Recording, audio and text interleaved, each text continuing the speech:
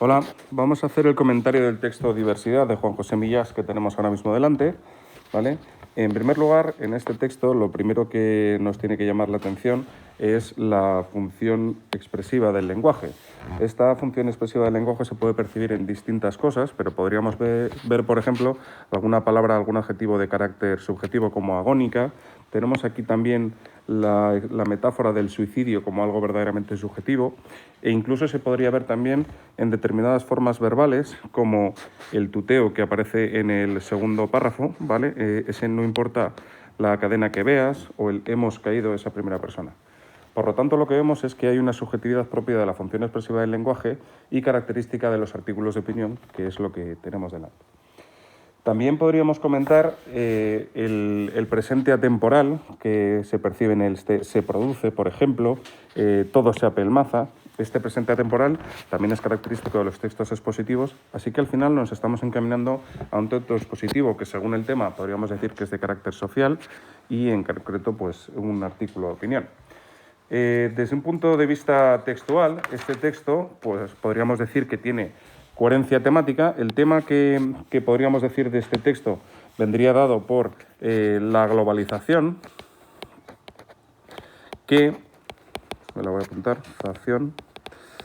que por el segundo párrafo podríamos añadir del pensamiento, metiendo en la palabra pensamiento el gusto o la crítica o todo aquello que el autor quiera hacer referencia.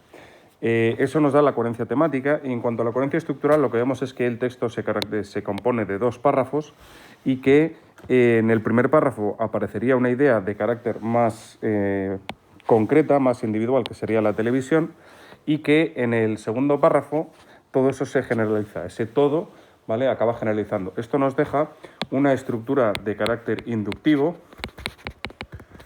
en dos partes, ¿vale? Primero una parte más concreta y luego una parte más general. Por lo tanto, una estructura inductiva que nos da la idea de coherencia estructural que tiene el texto. También podríamos decir que tiene coherencia local. La coherencia local se mantiene porque todo en el texto se mantiene dentro del marco que el autor propone. Llama la atención en este punto la paradoja que podemos ver en el primer párrafo de a mayor cantidad de canales, menos diversidad. Pese a ser paradójico, la propia idea del texto de que todo se reduce en el pensamiento, pues mantiene que esta idea dentro del marco local y por lo tanto tiene coherencia local. La cohesión es llamativa la ausencia de conectores, apenas hay conectores de carácter textual. Sin embargo, sí que podríamos decir que el texto está cohesionado por otros elementos, otros procedimientos de cohesión, como podría ser las identificaciones referenciales. Cuando vemos el apelmazamiento, en realidad este apelmazamiento se refiere a todo lo que está expuesto en el primer párrafo, ¿vale?, que luego se generaliza con ese todo, como hemos visto. También podríamos ver las repeticiones semánticas que vemos en el apelmazamiento, porque aquí aparece el se apelmaza, esta globalización, este apelmazamiento. Como podemos ver, la idea es recurrente y esas repeticiones semánticas dan la idea de cohesión. En cuanto a la adecuación, eso nos lleva a analizar el lenguaje. El lenguaje, por una parte o por momentos, parece ser incluso oculto, ¿vale? Podríamos ver algún tipo de palabra como insólito, ¿vale? Hay un deviene aquí, que no forman parte del registro habitual y por lo tanto podríamos decir que es algo oculto. Y sin embargo, al mismo tiempo nos encontramos con un lenguaje que podríamos calificar como coloquial. Vemos aquí, por ejemplo, el con vaselina, vemos en vena, vemos el tuteo que hemos citado antes como algo coloquial. Por lo tanto, tenemos una mezcla de lenguaje culto y de lenguaje informal que es propio también de este autor y de los artículos de opinión. Por lo tanto, podríamos calificar este texto como adecuado. En cuanto al estilo, ¿tiene voluntad de estilo? Bueno, podríamos decir que sí. ¿Por qué?